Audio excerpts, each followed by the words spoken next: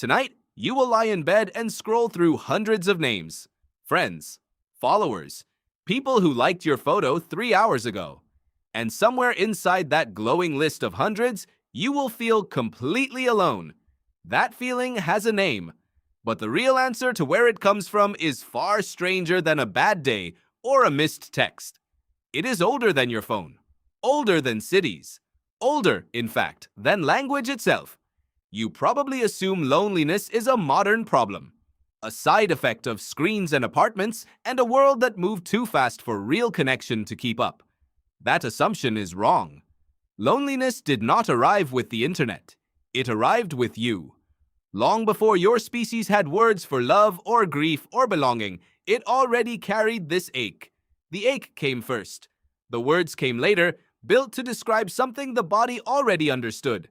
So what is loneliness actually for? Not punishment, not weakness, a signal.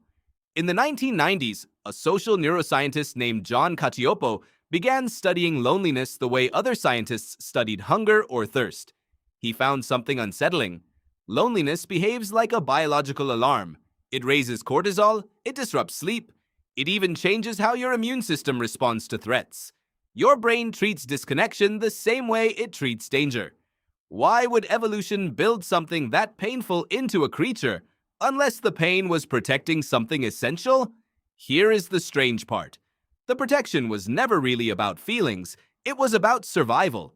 Picture an early human, alone on the savannah 200,000 years ago.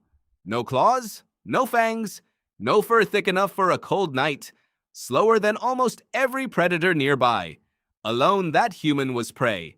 In a group, that same human was nearly untouchable. Watchers on every side. Warmth shared at night.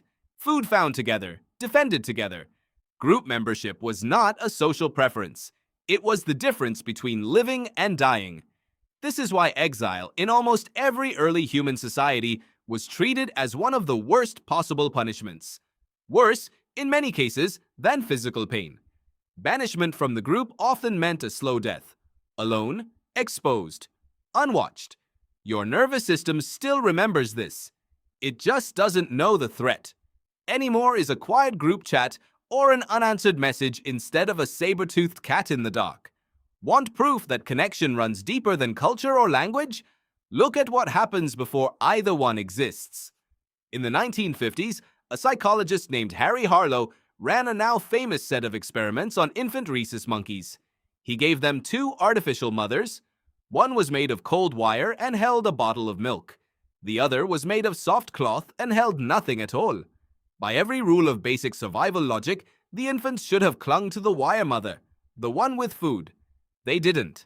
They spent nearly all their time pressed against the cloth mother, only leaving briefly to feed before rushing back to the warmth. Harlow's monkeys were choosing comfort over calories. They were choosing connection over survival math. That should not make sense, unless connection is survival math. For social mammals, especially primates, isolation is not simply unpleasant. It is dangerous. A young primate separated from its group becomes more vulnerable, more anxious, more likely to make fatal mistakes. The body of a primate reads loneliness as a 5-alarm fire, long before that primate ever learns a single word. Now stretch this further back.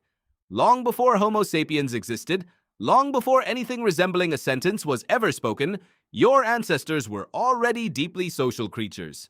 Anthropologist Robin Dunbar spent decades studying the relationship between brain size and group size across primates. His research suggests something remarkable.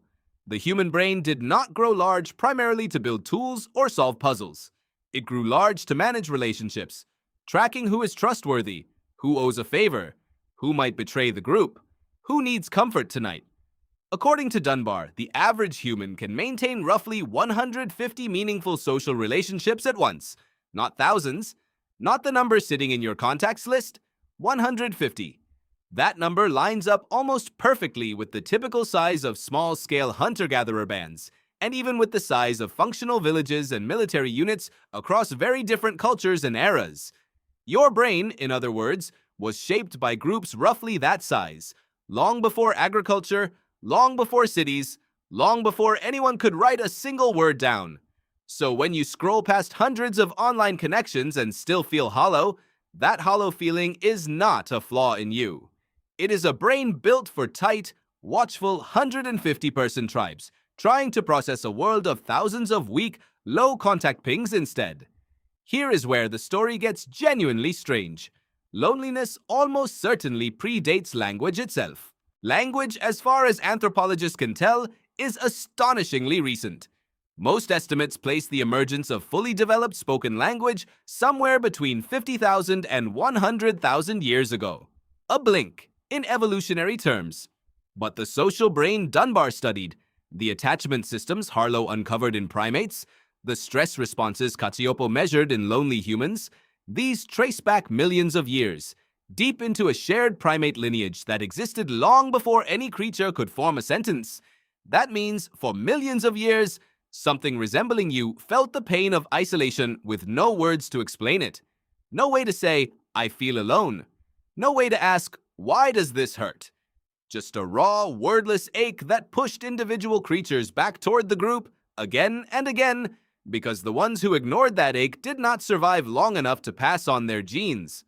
In a very real sense, language may have been invented partly to solve a problem loneliness had already been screaming about for millions of years.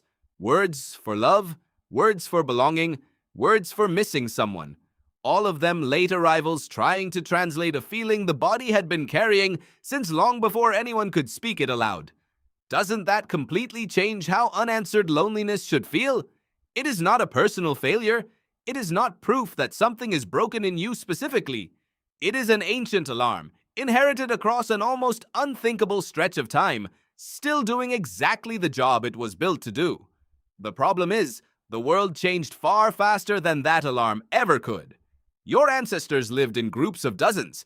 You live in a feed of thousands. Your nervous system was tuned for shared fires and watchful faces, not for blue light and silent notifications. Modern loneliness research backs this up in ways that would have stunned earlier generations of scientists. Cacioppo's later work found that chronic loneliness can raise the risk of early death by a margin comparable to smoking or obesity. Not because being alone is inherently fatal, because the body, still running ancient software, treats sustained isolation as a 5-alarm emergency, year after year, slowly wearing down the systems meant only for short-term threats. So the next time you feel that hollow tug at midnight, scrolling past hundreds of names that somehow do not reach you, consider what is actually happening underneath it.